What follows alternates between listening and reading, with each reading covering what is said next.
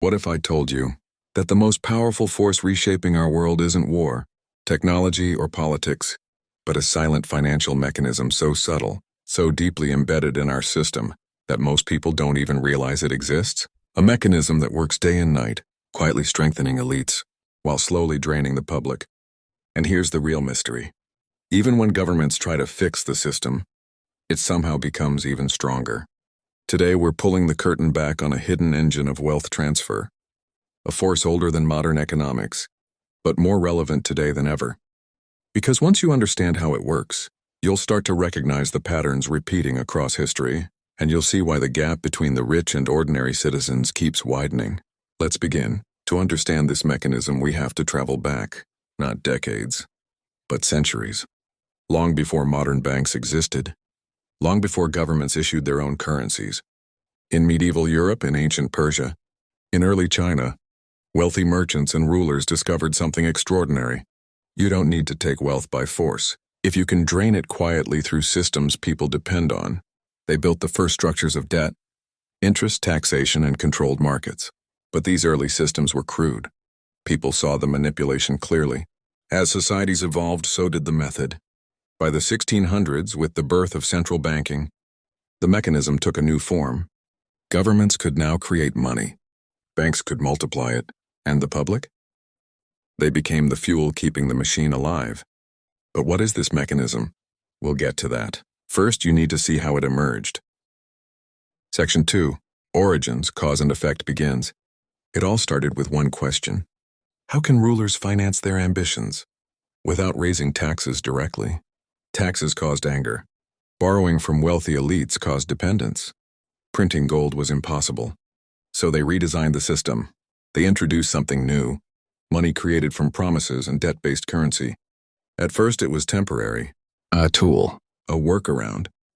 But then governments realized, if we can create money by issuing debt, why stop? This was the seed. The mechanism was born the day money stopped being real wealth and became controlled numbers. Section 3. The rise, how the system became unstoppable. As nations industrialized, wars expanded, and empires grew, the need for financing exploded. The silent mechanism grew with it. Here's how the rise unfolded. 1. Central banks gained control over money creation. Not the public. Not elected governments. Independent institutions, often influenced by financial elites. 2. Fractional reserve banking multiplied every dollar into several. For every unit of real savings, banks created layers of new money. But each new layer created one thing: more debt. 3. Inflation became permanent. Price increases weren't an accident. They became a feature, a built-in system of silent extraction. As money supply ballooned, elites with assets benefited. Ordinary citizens with salaries suffered. And yet the mechanism stayed invisible. But this rise had consequences. Inequality spiked. Housing became unaffordable. Savings lost value. People felt the symptoms, but didn't see the source. Section 4. The breaking point, where the system cracks. Every mechanism, no matter how silent, has a limit. The breaking point arrived multiple times in history. 1929, 1971, 2020. Different years. Same pattern. The moment debt grows faster than real productivity, the system destabilizes. But instead of letting it reset, governments and banks do something predictable. They double the mechanism's power. To fix crashes, they create more money, more debt, lower interest rates, larger bailouts, bigger financial bubbles, and every solution quietly shifts more wealth upward. The mechanism doesn't break. It evolves. Section 5. Fallout, how citizens pay the price. Here's where the mystery reveals itself. When governments expand the money supply, asset owners get richer, stock markets boom, real estate explodes in value, debt becomes cheaper for the wealthy, the public's purchasing power drops. This is the silent transfer. This is how elites strengthen their position without raising a finger. Meanwhile, the average citizen faces higher prices, lower real wages, more dependence on loans, lifelong debt, increased taxes, declining savings. This isn't an accident. It's the fallout built into the mechanism. Every decade, politicians promise change.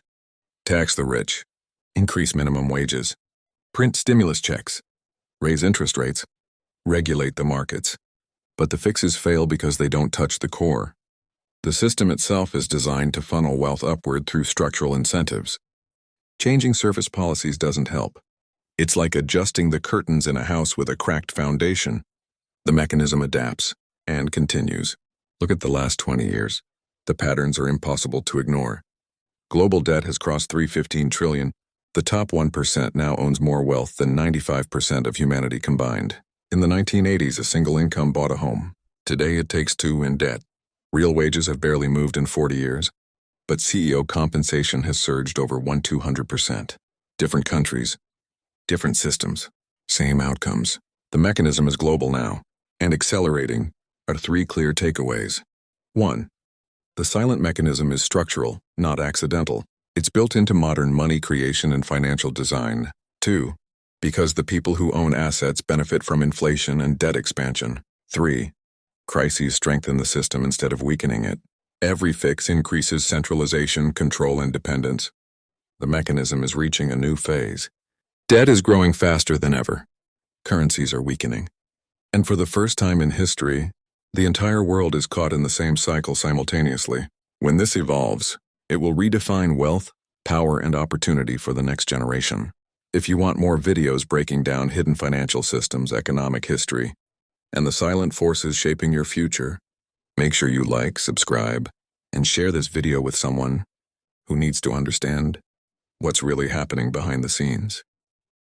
Because this story is just beginning.